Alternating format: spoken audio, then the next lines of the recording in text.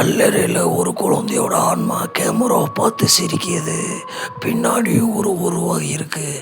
இப்போ அது மறைஞ்சோனே பின்னாடி இருக்க உருவமும் இருக்குது. இந்த நிலைமையில நீங்கள் இருந்தால் என்ன பண்ணுவீங்க?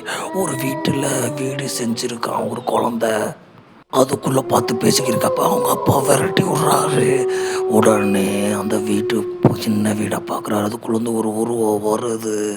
அரண்டு போகிறாங்க. வீட்டுக்குள்ளே என்ன நடக்குது? இதே மாதிரி அமானுஷம் உங்கள் வீட்டில் நடந்தா என்ன நடக்கும்? ரொம்ப அரண்டு போகிறாங்க.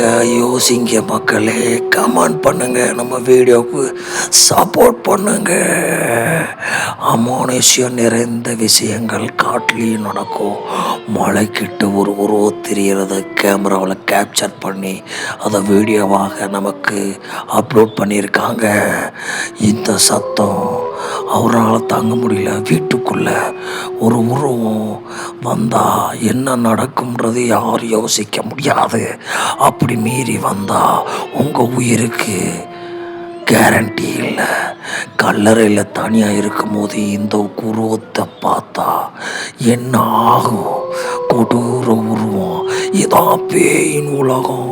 நீங்கள் தூங்கிக்கி இருக்கப்போ உங்கள் மண்டை மேலே ஒரு ஜந்து வந்தால் என்ன ஆகும் தெரியுமா?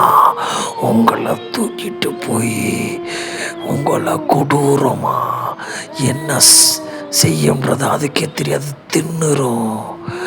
இந்த மாதிரி ஜந்துக்கள் இல்லை, பேய் இல்லை நம்பாதவங்களுக்கு உங்களுக்கு பயம் வர வச்சே உங்களை கொல்லும்.